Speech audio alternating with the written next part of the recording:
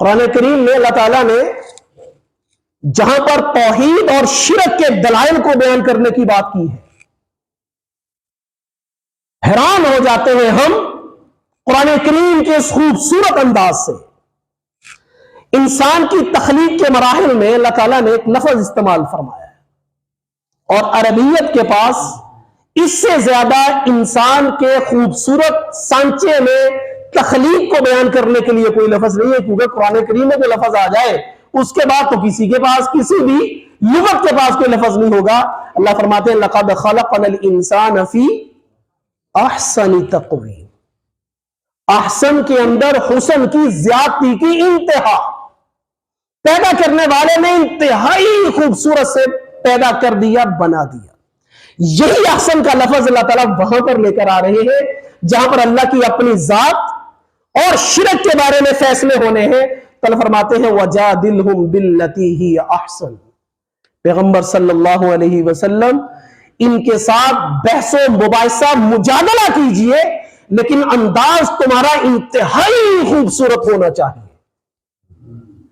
اچھا، مشرکین کے ساتھ بھی خوبصورت انداز، جو 360 مان رہے ہیں ان کے ساتھ بھی جب ڈائیلاگ کی بات ہونی ہے تو جادلہم باللتی ہی احسن، اتنا خوبصورت انداز کہ اس سے بہترین انداز تمہارے پاس موجود ہی نہ ہو، اللہ کی توحید کو ثابت کرنے کے لیے تم نے اپنانا ہے۔ اچھا جی، اتنی بڑی بات کہ ایمان اور کفر، اور لفظ ہے جدال کا، لڑائی کا، جھگڑے کا، آگے لفظ ہے احسن کا۔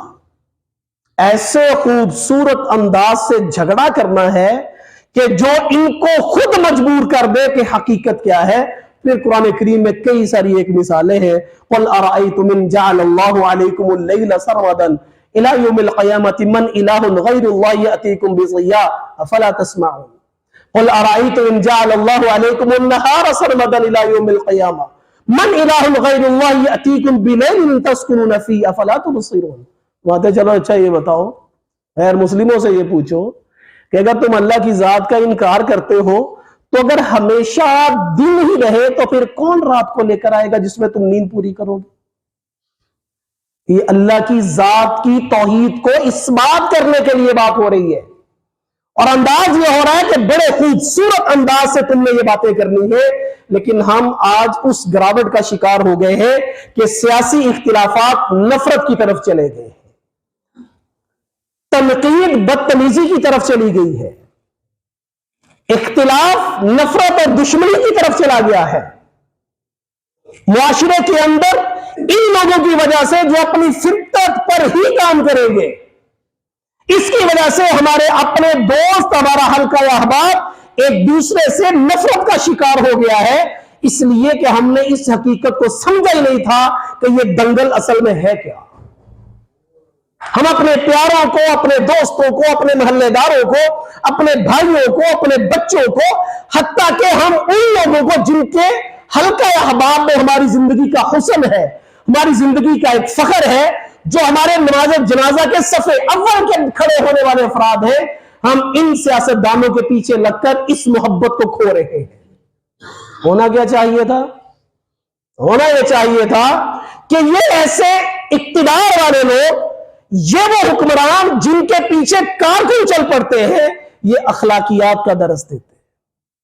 نبی کریم صلی اللہ علیہ وسلم نے قسم اٹھا کے فرمایا، ابن ماجہ کی یہ روایت، آپ نے فرمایا والذی نفسی بیدہ لا تدخلوا الجنۃ حتی تؤمنوا، قسم ہے اس ذات کی جس کے قبضے میں میری جان ہے، جنت میں نہیں جا سکتے جب تک کہ تم ایمان نہ لے آؤ، ولا تؤمنوا حتی تحابوا، اور اس وقت تک تمہارا ایمان بھی تمہیں جنت کی طرف لے کے نہیں جا سکتا جب تک کہ تم آپس میں ایک دوسرے سے محبت نہ کرنے لگ جاؤ۔ اللہ اور اس کے رسول کے لیے محبت، اللہ اور اس کے رسول کے لیے نفرت، یہ ایمان کی علامات میں سے قرار دی گئی ہے۔ تو معاشرے کے اندر عدل برداشت کا عنصر زیادہ پایا جا رہا ہے۔ میں نے عرض کیا یہ چند دن کی کہانی ہے، گزر جائے گا۔ جو ماننے والے تھے، جو جس کو جنہوں نے دے دیا، ہار جیت جس کی بھی ہوگی، ہم اسی سسٹم کا حصہ بن کر زندگی گزاریں گے، وطن چھوڑ کر تو ہم نے کہیں جانا نہیں۔ اس لیے اس سارے سینیریو کے اندر محبتوں میں آنچ نہ آنے دیں، بحث و مباحثے میں آواز ایک دوسرے سے اتنی بلند نہ ہونے دے کہ وہ دل رنجش کی طرف لے جائے۔ یہ وہی فطرت سے آری لوگ ہیں جن کو آج تک ہم دیکھتے چلے آ رہے ہیں۔ نبی کریم صلی اللہ علیہ وسلم نے، ایک صحابی آیا، اب یوں گفتگو فرما رہے تھے، تو پوچھا یا رسول اللہ متی الساعہ، یا رسول اللہ قیامت کب آئے گی؟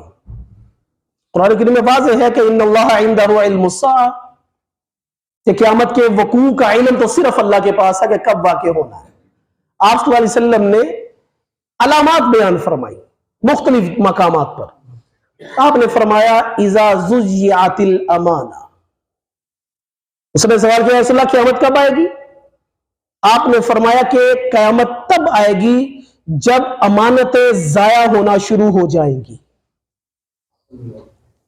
کہ یا رسول اللہ امانتیں کیسے ضائع ہوں گی؟ ایک امانت کا تصور جو ہمارے درمیان ہے کہ مجھے کسی نے میرے پاس کوئی چیز رکھی، میں بعینی ہی اس کو ویسے ہی واپس کر دوں، یہ تو امانت کا بہت تھوڑا سا مفہوم ہے، بڑا چھوٹا سا، اس کے ایک بڑا چھوٹا سا فرد ہے امانت کا یہ چیز کہ کوئی چیز رکھی گئی اس کو دے دی گئی۔ امانت کا مفہوم قرآن کریم میں اللہ فرماتے ہیں ان اللہ یأمرکم ان تؤدوا الامانات الی اہلھا، تم کو اللہ یہ حکم دیتا ہے کہ تم امانتوں کو ان کے اہل لوگوں تک پہنچا دو۔ اقتدار ایک امانت ہے، ووٹ ایک امانت ہے، حق رائے دہی ایک امانت ہے۔ اس وطن، اس دین کے لیے جو افراد بہتر ہوں، اللہ تعالیٰ اپنی خاص مشیت سے ان کا انتخاب میرے اور آپ کے لیے فرمائے۔ وآخر دعوانا الحمد للہ رب العالمین۔